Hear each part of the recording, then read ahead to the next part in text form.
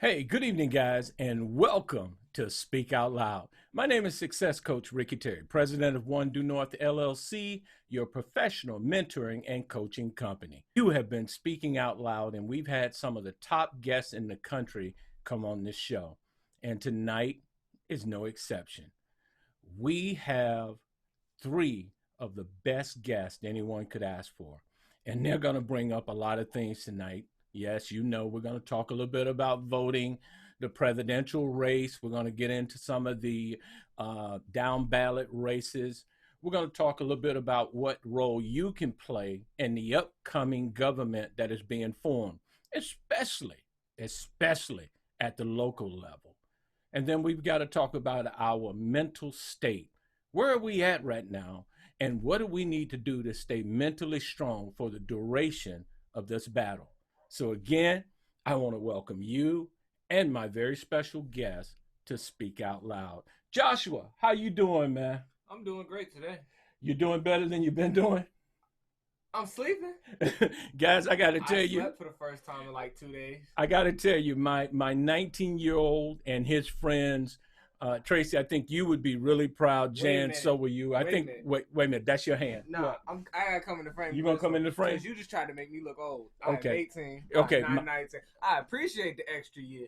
We can't see your head. Let me keep my youth for as long as I can before you just start rushing me. I ain't too happy about that. Well, guys, one of the things that we really looked at as a family was how was our kids doing? What are our kids going through? What are they processing? And Jan, the last time you were on the show, that was a question. How are our kids doing? And one of the things that really sparked that for me was a conversation I had on a local radio station, WHUR. And I thought I'd play a little bit, and then we're going to get into it. Tracy, we'll go ahead and start with you. But I hope you guys can hear this. I want you to listen to it. I'm going to try to share it, and then we'll go from there. Stand by 1 second. Here we go. I can't vent because I'm heartbroken. I can't vent because I'm tired of being spit on. I can't vent because I'm tired of watching my system die. I can't vent anymore because I have kids that I am scared to death for. And I'm a grown man who served this country for nearly 20 years. I have never, ever seen the inside of jail, nor have my kids. And now, white America has agreed with, I guess, whoever, and said we are worthless to them. Where are we supposed to go? I watched in corporate America racism. I watched it in the military. And now we got to watch our babies who are successful die. America, what do you want us to do? How should we handle this? Not America, Americans. And God protect our babies before they make every black man rise up. I'm a communicator by habit. But I'm tired of communicating and telling my 18-year-old son, don't get frustrated, don't give up, don't give in, and don't give out. We don't have that much further to go. And then he brings the phone to me and says, what am I to do now, Dad? What am I supposed to do now? And I have no answer. We have no answer for our kids. The courts won't take care of them. The schools won't take care of them. And the goddamn president won't take care of them. Lord help us all. Forgive my language. You guys able to hear that piece we played? I hope you were. That was right after the Breonna Taylor information came out about the grand jury. And my son, Joshua, shared with me how he felt about it.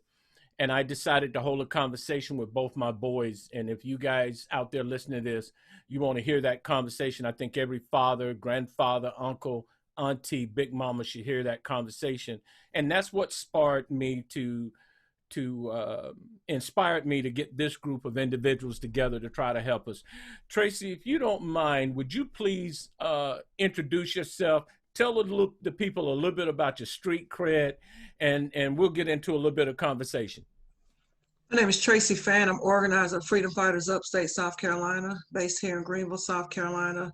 And basically Freedom Fighters is a group of volunteers, individuals who basically want to hold people accountable. And so it's about complete accountability across the board. It's a police incident where someone is battered, abused, or killed by the police, or whether there's an incident in our community where someone is battered, abused, or killed by someone in the community. We hold that same standard of accountability. We also, do a lot with missing persons, homelessness, prison reform.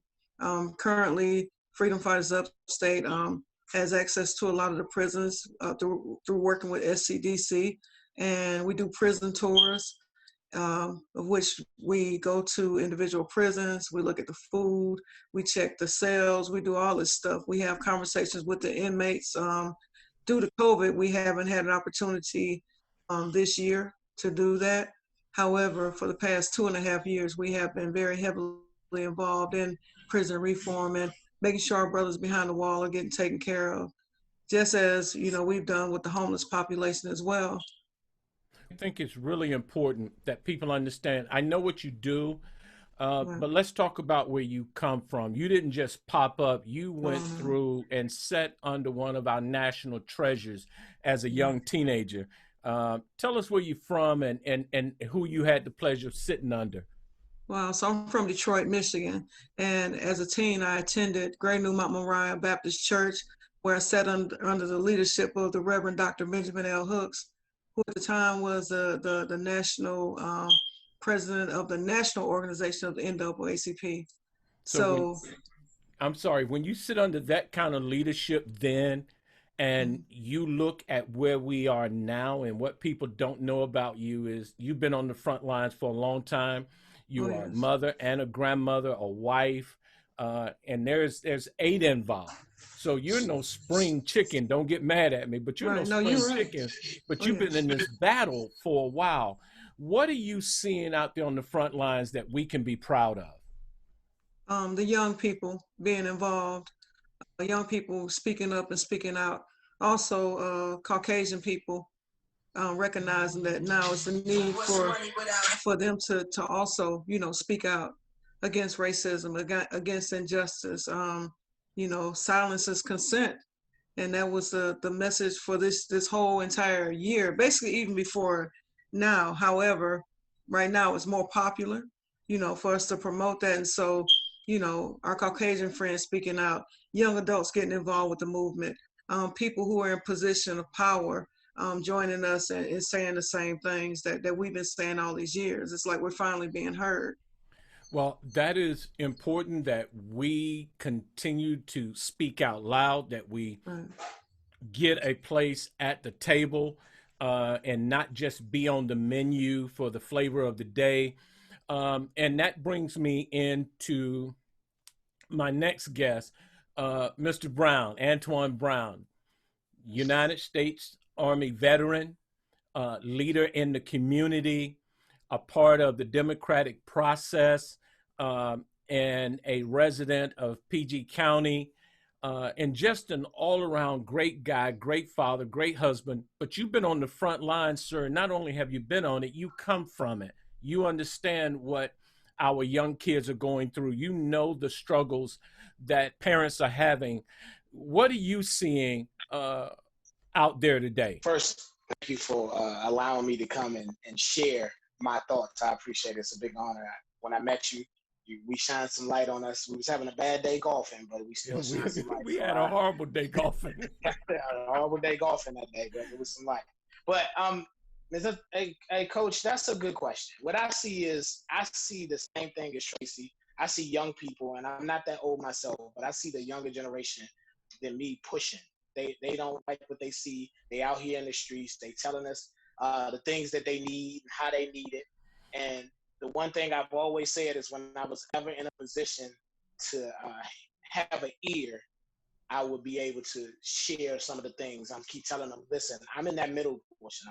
I'm not young as you.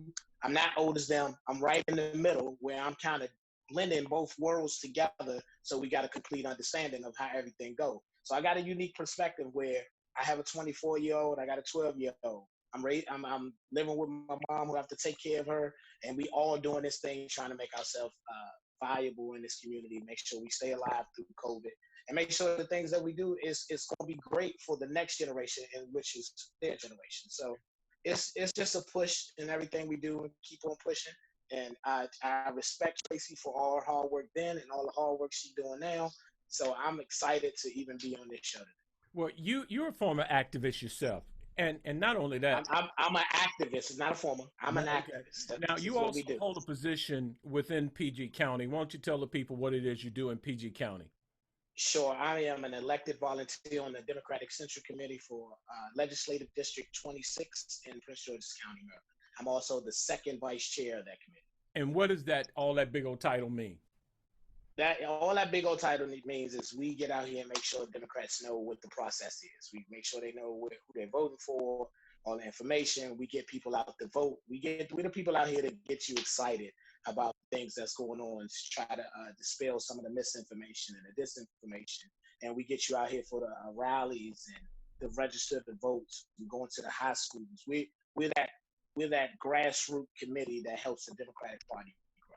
And being that and looking at this young generation, because I'm really amazed, and I'm hoping Dr. Hutchinson can speak to this.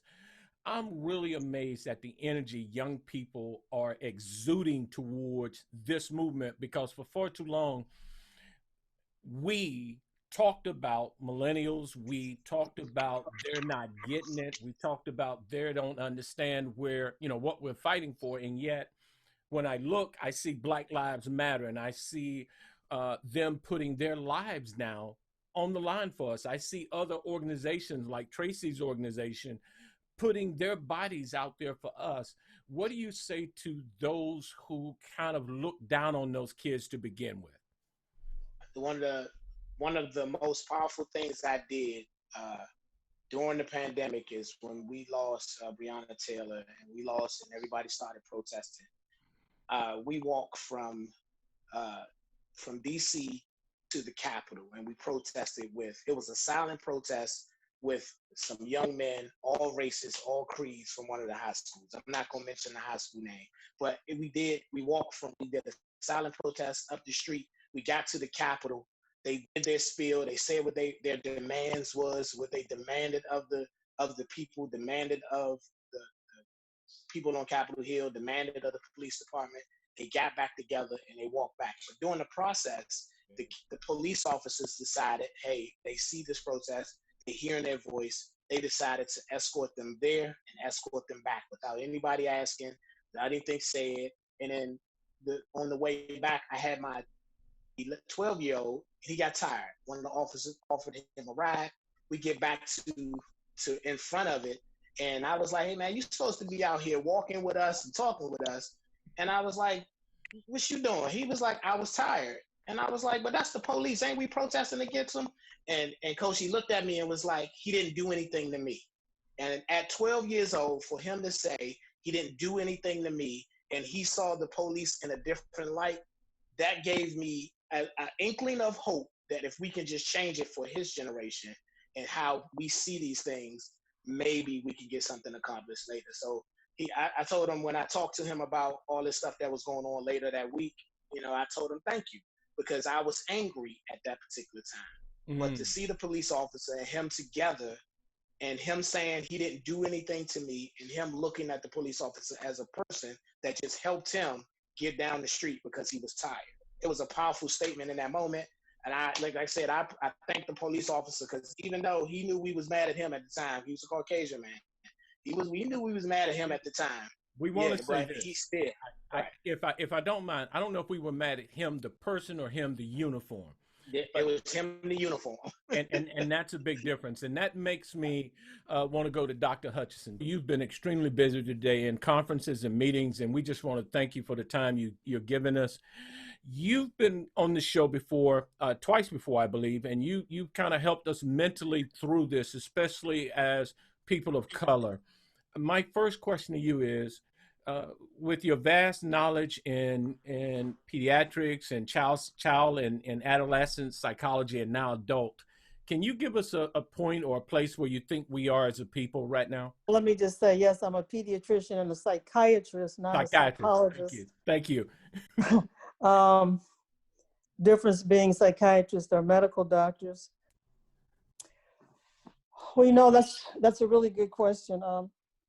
We hear so many different comments and observations. We are living in really unprecedented times. I've heard so many people say, of all races, never thought I would live through anything like this, never thought I'd be a part of anything like this.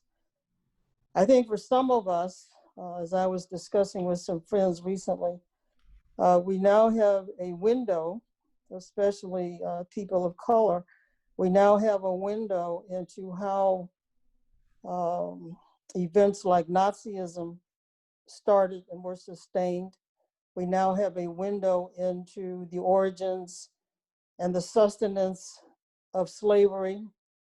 We have a window into many historic events, movements, people from other time who I think most of us would associate with extreme negativity, cruelty, and the like. I think we have a window now into a history that perhaps was elusive to us at one time. We have a better understanding now of how systems can progress, how systems can deteriorate. And when I say systems progress, I mean progress into what we have now, where we are in serious fear for our democracy. Certainly people of color are talking about and wondering in fear, where is this going? When does it stop? Are we headed back to the plantation? What's going on here?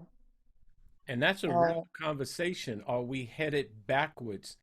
The post-traumatic stress and the things that our kids have to deal with now, and even most adults, what do we do with all this stress we have? And we're still like on a drip system waiting to see who's going to be the next president. What do we do, doctor? It's hard as we learned in medicine when I was in training in medical school, and we would talk about child abuse. The very first thing that we learned about child abuse was, in order to address it fully and adequately and completely, you have to stop it. That's the first job for us as physicians, we were taught, was that as soon as we identify a condition of abuse for a child, is to stop it. That was number one. And so at the time that I was training, we would actually admit a child automatically to the hospital if we even suspected that a child was in the face of abuse. That's hard to do now. And that's what confounds our problem, is that we are living in a torrent, a daily torrent of abusive people, situations, policies, events, organizations. Need I go further? It just goes on and on and on. So it is increasingly difficult, I think, for us to sustain ourselves through this constant barrage of negativity. Well, and yet to survive, to overcome, that's exactly the challenge. That's exactly what we must do. And that takes me back up to Tracy. Tracy, you've been on the front line for how long? On the front lines for maybe 12 years. And in the most recent time, it's been very intense. And I've seen your actions, the actions of your organization, and what you've come up against. How are you able to not only keep your sanity and your temper tampered, but those who are standing with you in the face of so much hatred? How are you able to maintain that for so long? Well, not only was I under the leadership of Reverend Dr. Benjamin L. Hooks when I was younger, I also had the opportunity to sit at the feet of Rosa Parks. while living in Detroit. And, you know, one thing that she told us was that history was everything. History was a must. Know your history. And so, you know, just by me visiting different museums, but different Black history museums, and just learning about our history and about the past, about what Dr. King and Rosa Parks and Medgar Evers and so many others went through, you know, those lessons in history kind of prepared me for adversity. It prepared me for the dynamics of people literally coming against you because they don't believe what you believe, or they don't like the color of your skin, or, you know, just a combination of things. And so my father and my grandparents, they were very virtuous people. And one thing that he always taught us was patience. You know, always be patient, never be, you know, quick to speak or quick to act, you know, and try to measure every situation, you know, put yourself in that person's shoes and understand that everybody's going through something. But not only that, everyone has something in common with the next person. So whether it be we're all from Detroit, or we all like football, or we all like the same basketball team, or whatever, you focus on finding a common ground and you start the conversation from there. You know, it doesn't always work like that, but just knowing that we're going through a lot these past I tell you what, I'm not going to even say the past 4 years, from Trayvon Martin. All right, from Trayvon Martin, when I really got heavily involved. So the past 7.5, 8 years till now, you know, we've seen so much. We've seen, you know, so many people get killed, not only by the police, but even in the streets. And just this movement alone, this movement itself, understanding the dynamics of it, and knowing that, you know, at any given moment, one of us could also be a victim of the same narrative that took the lives of Walter Scott, the same narrative that took the life of Trayvon Martin, Sandra Bland, you know, so many others. And so, you know, just understanding, or trying to understand that I know the stress that I'm going through, trying to maneuver my way through this. Mm-hmm. But then also that person, that adversary that we're facing, what obstacles did they go through in life that brought them to where they are? You see what I'm saying? I do. And so just trying to get a broader view, or a broader vision of everyone involved in the movement, removing myself from it, and thinking of it like it's all of us and not just me. Well, I saw Antoine shaking his head. Sir, when you're talking about collaborating and understanding and patience, I saw you shaking your head there. What's going through your head? It was because everything Tracy's saying is true. Like, we do a show. We did an election show last night about you know, just how everything's going on, and I had the opportunity to invite Republicans, independents, and different minds, the different things and different collaborations. If you don't understand with the people that's going through different things as we do, if you don't understand some of those concepts, how could you fix it? Or how could you work together? Or how could you meet in the middle ground to be able to solve some of the problems, from, you know, just some of the smallest problems, not alone some of those large problems. So every day we working with someone, we try to work with someone to understand their issue so we can be able to fix it as a whole. So as we work with politicians down to activists. I gotta play devil's advocate in here, and Dr. Hutchinson, I want to come back to you if I can. As Black folks, all my life, we've always been the apologetic voice. We've always been the forgiving soul. We've always kind of said, we forgive you. At what point do we have to stand up and say, or continue to say, it seems like we've been saying it forever, enough is enough, though? Where do we find our backbone? Wow. You know, as people are pointing out, people get confused sometimes. Forgiveness is actually strength. It is not a weakness. So you can forgive, and we have to forgive, but we can also be strong. I mean, we can also push back. As I was saying earlier, you know, the first intervention in an abusive situation with a child is to stop it. You must stop it. You know, sometimes Tracy there mentioned Rosa Parks. I did not speak with Rosa Parks directly. I've had the privilege of being in her presence. But when I think about Rosa Parks, I often think about the fact that Rosa Parks was in her late 40s, early 50s before she did not give up her seat.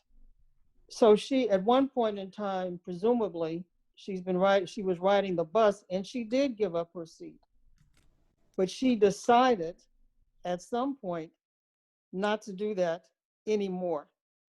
She moved into a different space. And so here we are, you know, in the shades of a Martin Luther King or a Gandhi. Of course, there is the issue of civil disobedience and what that really means, what constitutes civil disobedience.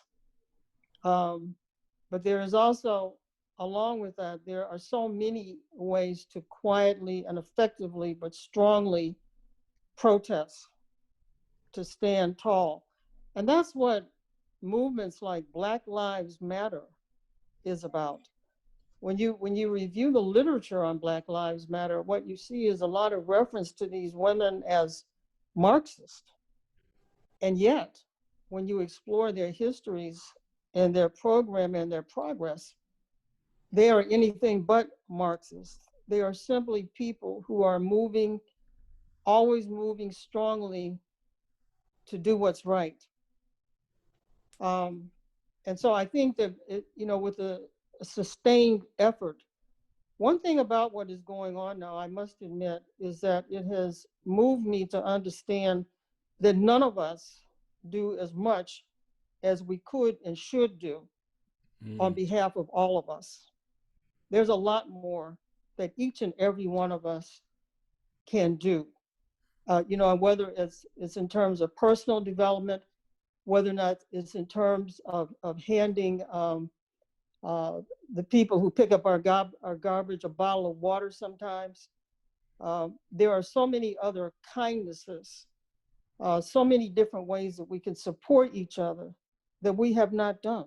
Well, let me ask this question then, Tracy. As someone who's out there right now, and I see your work on all the platforms, what's the top 3 issues we need to be galvanizing around now where you're concerned? And then I'm gonna bring that same question to my other 2 guests. But where are we at? What do you need? Where are we at now? Right now there are so many issues. However, of course, the issue of racism we have to continue to address. The issue of homelessness and gentrification in our community, and the need for jobs, and not just a job, but a job that pays above minimum wage, so that people, can make a living and be able to sustain a household. A lot of people were talking junk about people when they got unemployment, when they were getting $100 a week. Some people didn't go back to work. Well, that's because finally they were at a point where they had opportunity to actually make a living, to make a livable wage. And so although that $900 a week through unemployment was for about 8 or 9 or 10 weeks, that was 8 or 9 or 10 weeks where a family was able to sustain on a normal level of living and to sustain a great lifestyle. And so I don't blame them for not going back to work, making $7.50 an hour, when they were getting a $900 check. So we have to focus on the national minimum wage, homelessness in our community, jobs for felons, second chance opportunities, because I know people who have some on their record from 10, 15 years ago and can't get a job because of that that's lingering on them. So, we need to focus on local politics. You understand? Right. And that's what that's my focus. I know a lot of people focus on presidential. We're gonna talk about that, because you and I had a great discussion about how to kind of move that needle. But before we go there, Brother Brown, if I may, from a legislative position, and you get to tackle that water a little bit, what are 3 things you believe we need to look at? Because you're in one of the most affluent African-American areas there is in Prince George County. What is it we need to look at, you think, are 3 issues? Or 3 concerns? Tracy tackled some of them. Did So I, by the definitely way, did I that. introduce you guys? Because y'all seem to be of the same mindset. Did I introduce you Uh, guys? no, but I'm definitely make sure I get her information. So when I'm in We're her gonna make area, that I'll make happen. sure I come check her. We're Make gonna sure make I sure tell her. that But happens. she tackled most of them. You know, Maryland a couple of years did minimum wage. A law passed where it moved from $7, I think it was $10 here to up to 15. So that came down the pipeline.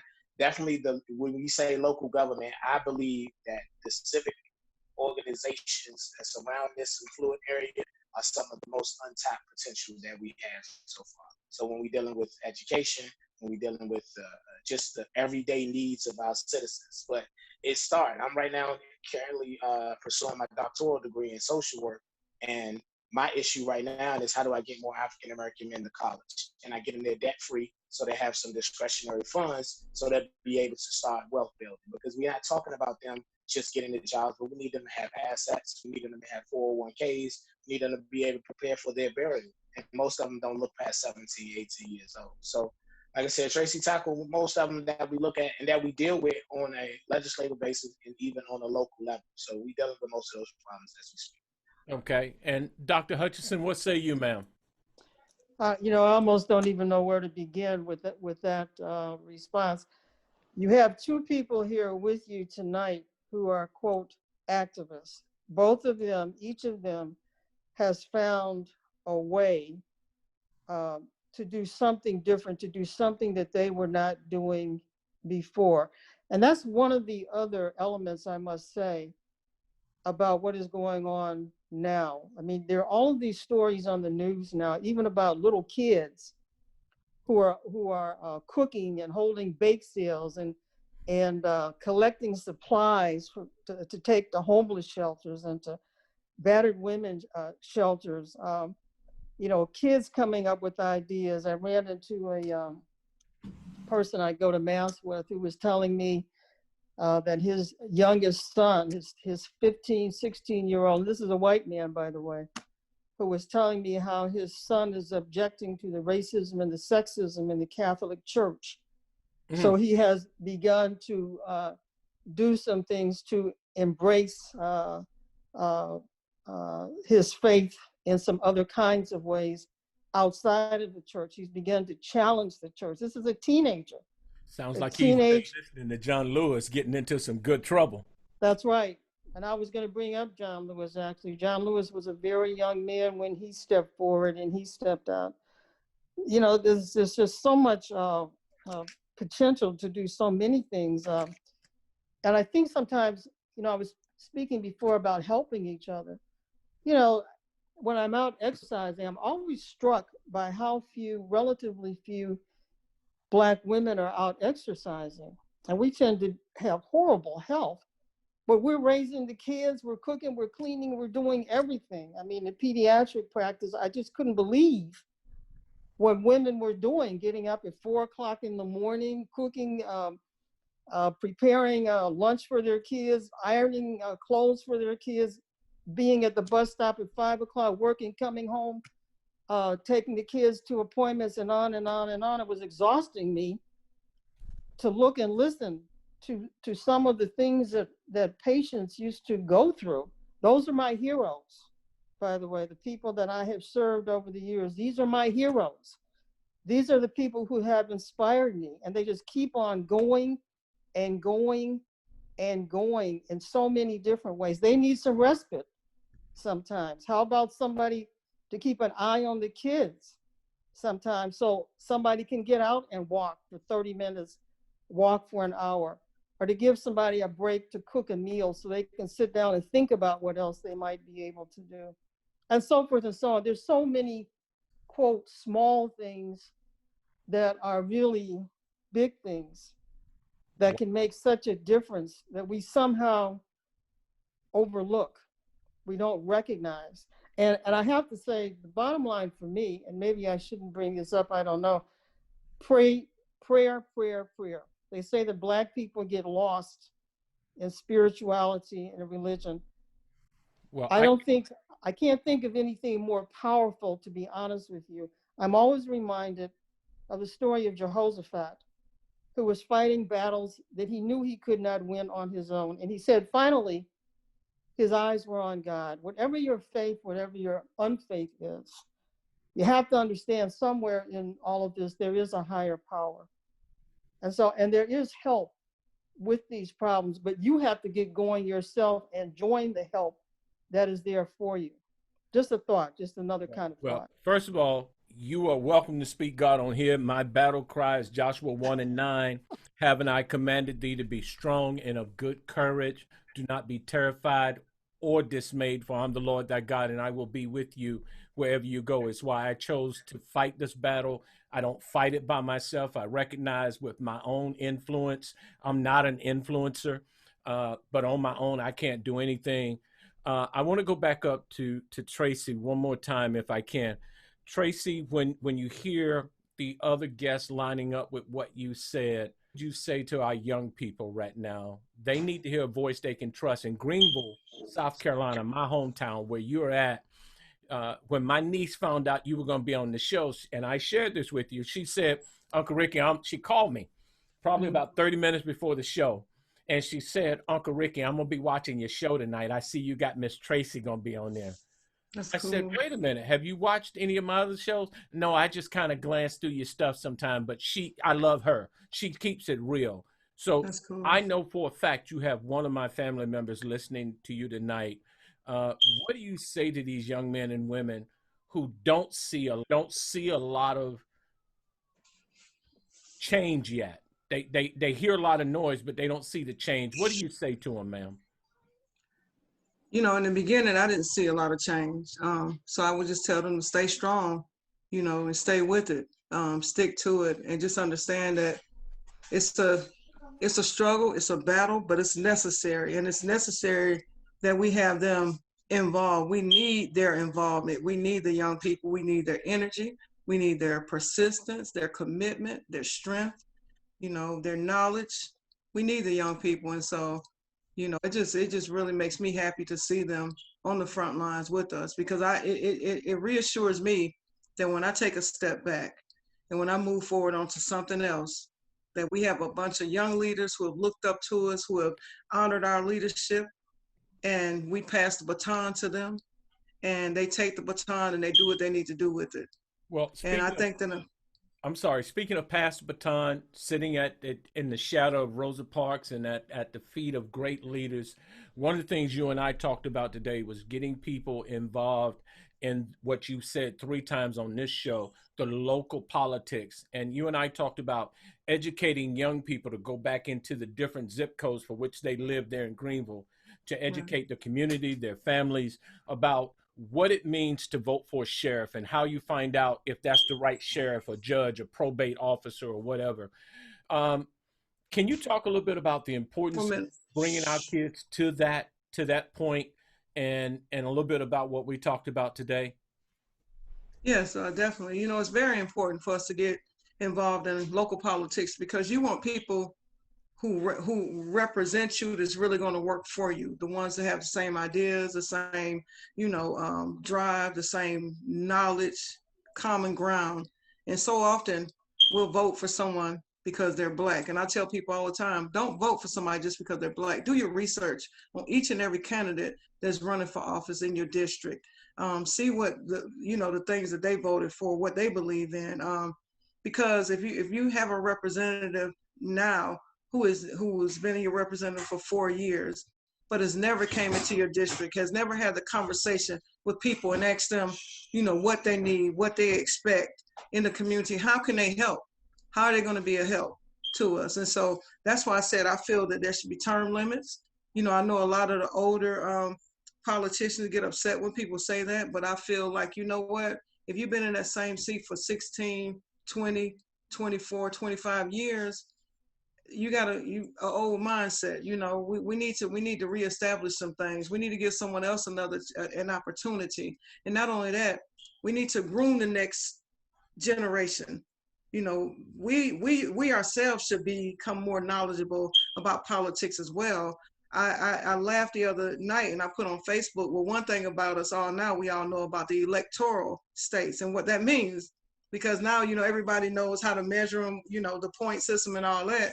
Whereas before, we didn't know about the electoral college. We knew that it was there. we knew that you got a certain amount of points. But because this election is taking so long, it's giving us an opportunity to, share knowledge with each other about politics and about what's going on. But my focus would be more local, because this is what directly affects us.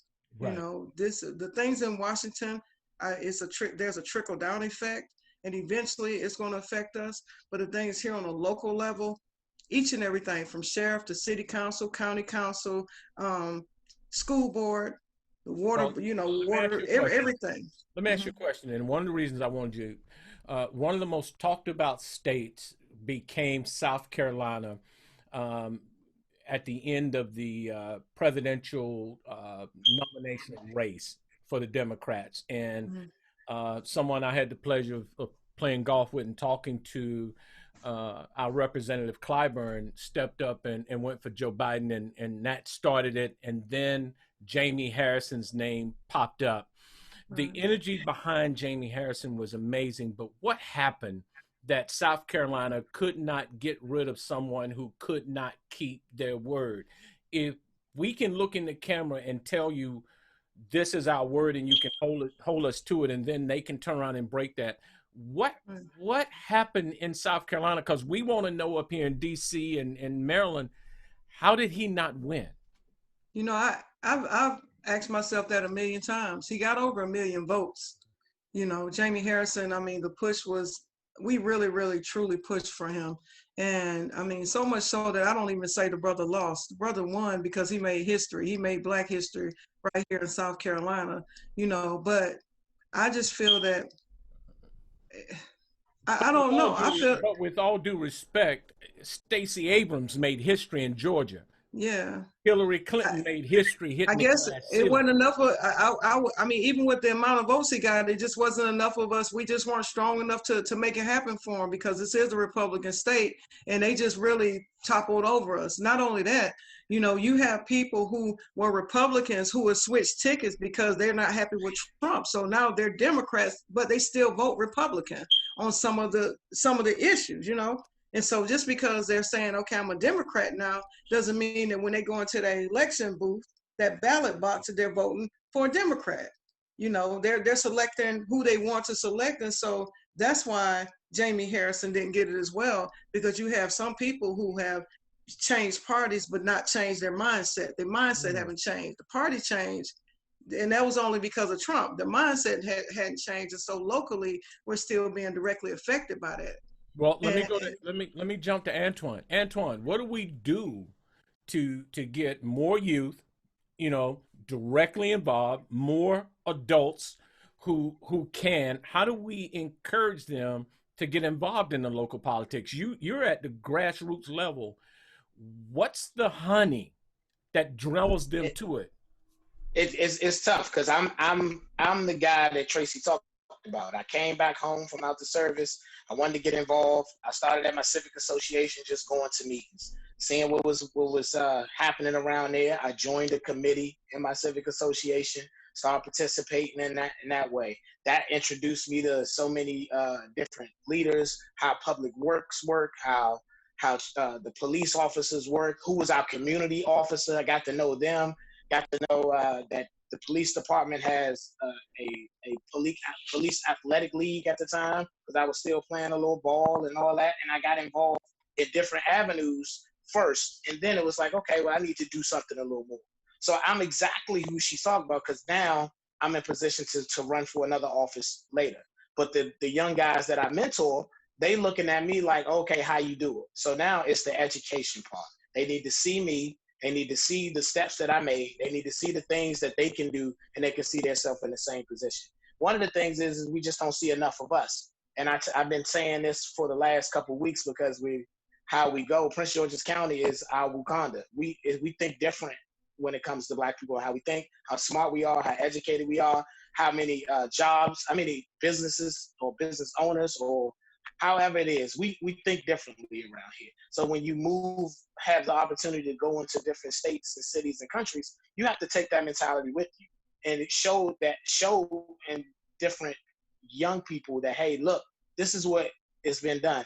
These are the levels you can reach. And without that education part, especially about the local section, I 100% agree. I've been saying, hey, those same numbers that we're getting out here to vote right now for this presidential election, we better see those elections, those numbers in 2 years when we out here voting for the sheriff, if we trying to get police change, and we out here talking when the county executives, the city council members, the county council members, And all those when people, businesses are talking about moving into our area, we need to make sure we are there we need to make not sure. only to get jobs, but to get jobs in leadership.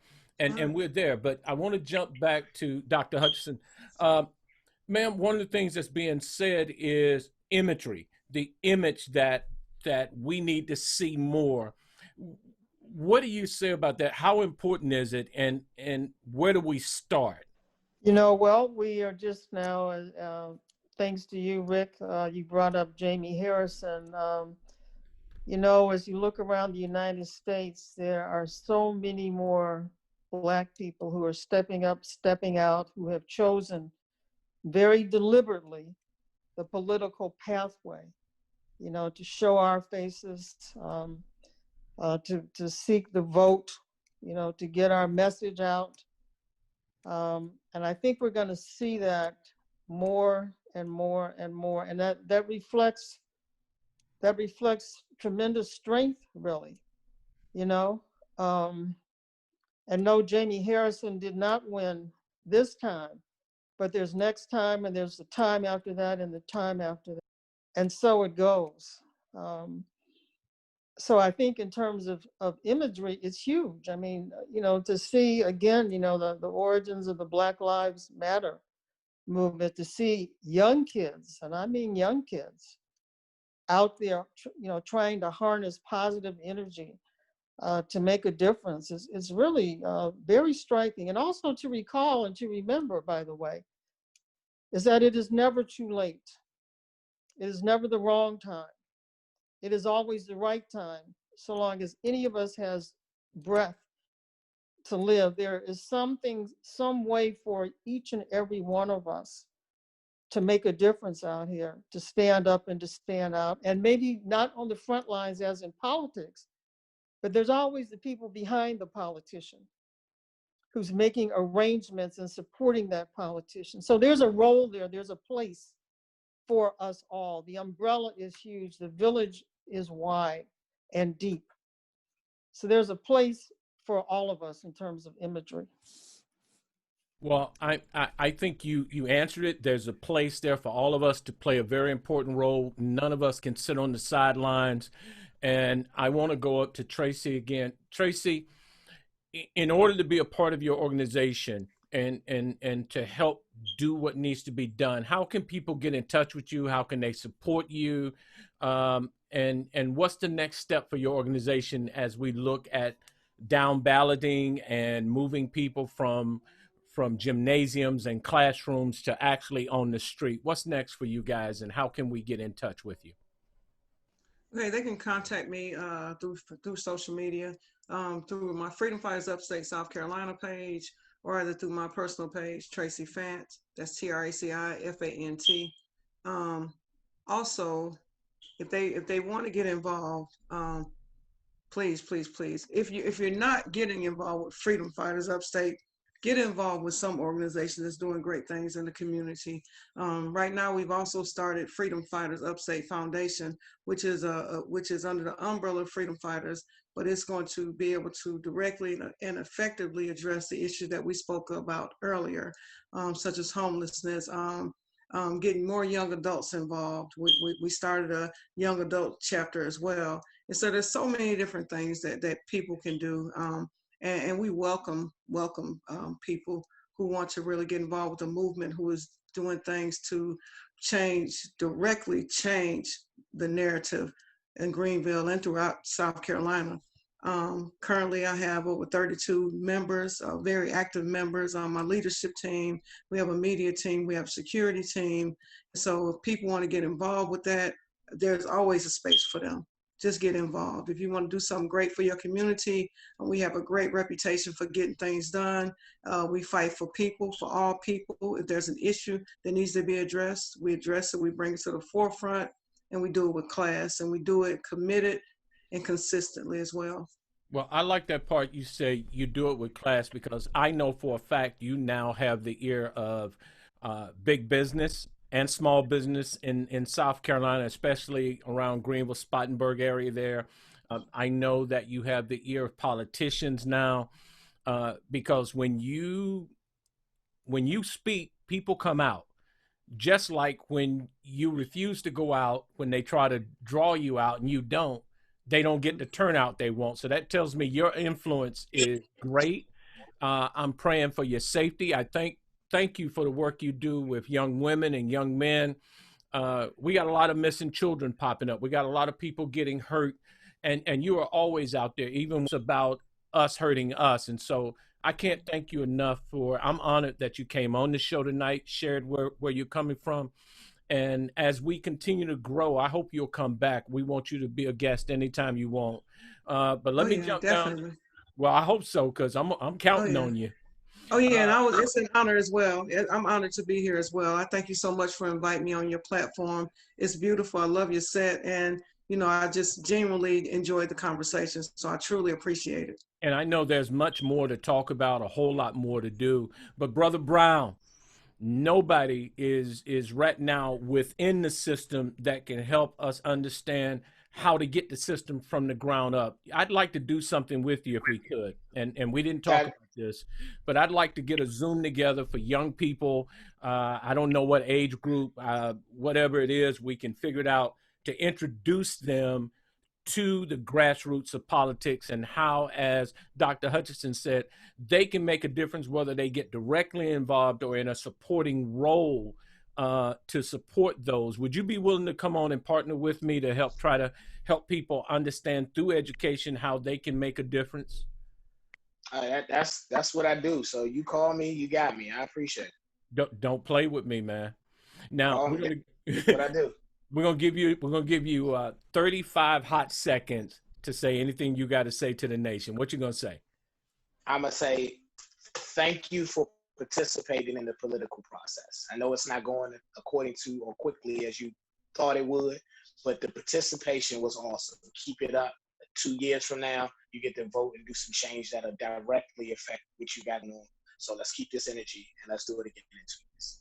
Well, I agree with you. And to my friend, someone who has mentored me, kept me straight, been a friend to my family and a godmother to my child.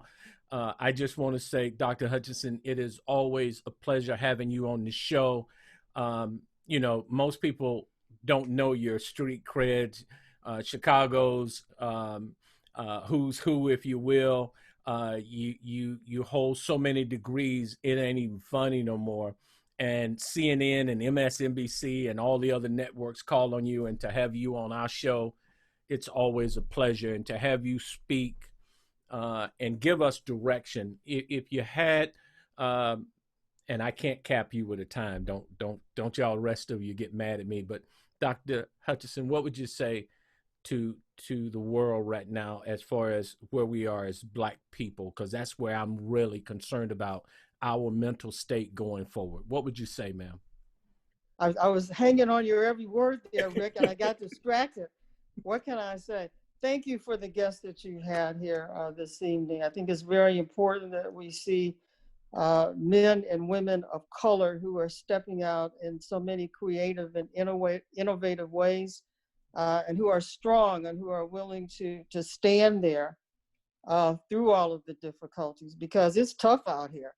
It is very, very hard for many people to even get out of the bed in the morning, to face the day, because, you turn on the TV, you're not quite sure what you are going to hear. You don't know what your freedom will be for that day, you know. Um, I think the words of John Lewis always ring in my ears. If not now, when? And if not us, then who? Uh, I think that makes such a huge statement. And also, I have to say, Rick, I am inspired by your guests this evening, so many of your guests that I have met, but I'm inspired also by Black men like yourself. As a child advocate most of my life, my adult life anyway, um, I'm always decrying the fact that for me, we don't have enough Black men in the forefront of children's lives. I love seeing Black men as teachers. This gentleman tonight is organizing kids on the political front.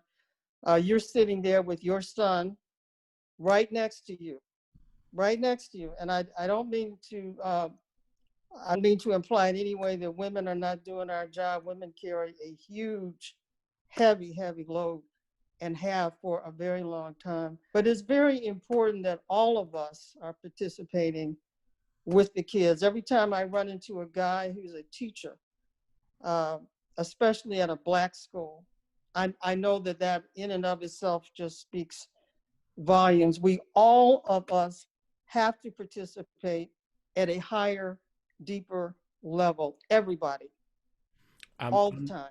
I'm reminded of give and it shall be given unto you is what I'm reminded of. And when I think of Tracy, I think of Zig Ziglar, and we spoke about that today, and that is help enough people get what they want and you'll get everything you want. You want to see a change, help enough people get what it is they want. And that's what she's doing. She's helping them understand that freedom doesn't come free. You must put the work in, as Dr. Hutchinson said. And the best place to start that work is at the ground level so that you understand that, being at the ground level of politics and in your community is where you get to network, where you get to know people, and where power meets progress. And you are the progress to the power, young people. We are the progress to the power. And we've just got to put our hands, as Granddaddy would say, to the plow. Now, I'm going to do something unusual tonight. I've asked JT to give us close out. If you didn't get a chance to witness JT last week with his brother Malcolm, they did a powerful piece on just how they felt about the election and where they wanted to go. And then the other day, my son walked into the bedroom and just said, "Dad, I feel relieved." And I could tell he meant that, because the day of the election, I think we were worried about the world coming to an end. And that's where many of our children were. That's where the news on every cycle took them. And I think they were worried. And so I asked JT, he's normally behind the scenes, but I wanted him to close us out tonight. Before you do that, JT, I can't thank my guests enough. Honestly. You guys gave from your heart, you gave from your spirit, and I call it the whips and the lashes of what you had to go through to get the knowledge and the experience to bring it back home and share. We are great people, but we're greater when we work together. Please take these words that these brilliant, beautiful volunteers have given you and make them work for you so we can be a better people and a better nation. JT, what say you as we get ready to close out? Well, firstly, I want to say I am relieved. I didn't sleep for, I want to say, close to about 30-something hours.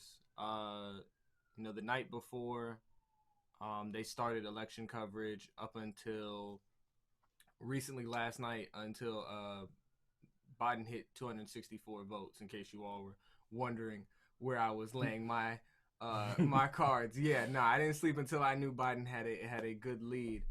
And for me, I want to revel in that relaxation and in that relief, but I think we all know we can't. Complacency is a really it's a great barricade over success. You can get complacent with the little steps that you may take and you miss out on your goals. So I think we as a people have to remember, and not just as a Black people, we as an American people have to remember, don't get complacent. So yes, we got competent leadership in its position now. Well, now about to be in this position. About to be in this position. Now it's about holding that leadership accountable. So, we just have to make sure that we got to turn that hat around and immediately put pressure on, okay, cool, there are things that we have to fix. Coach Terry, you said it once, one of the problems that wasn't even taught to me in school, which is a shame, is that by law, we are still considered 3/5 human. Yep. Well, now I have a lot of descriptors for that. Hold on. We're gonna stop him before he gets started. I want to thank everyone today. I know this was a busy time for you. I want to thank my sons, my daughters, my friends, my neighbors, and even those that I disagree with politically. But we have got to get off the edge of the cliff. We've come too far, and too many people could get hurt. And I just want to tell every law enforcement right here and now, we are not against you. We'll be the first to call you if something happens, but we need you to make sure you keep your friends in blue off our necks. We need our community to step up, and let's get our children back to the things that matter to us as a people and as a family. And then I want you to get behind my guests here. If you see their books, if you see them out on the street, if you see them on TV fighting for your rights, get behind them. Again, I want to thank my guests. I want to thank my wife, who is not doing well. My mother-in-law, who is 80 plus years old, but she gets on Facebook to catch this. Mama Rose, I love you. And I want to say to all of my Greenville family, thank you for joining in tonight. We really love you. God bless you. Keep your head up. It's going to take time to get to the results, but the fight won't be over even when we get them. Remember what I always say, don't give up, don't give in, and don't give out. My name is Coach Terry, and you've been listening to Speak Out Loud. We'll see you again next week. My guests, thank you again. Y'all have a great night. Put your mask on. Put your mask on. Thank you.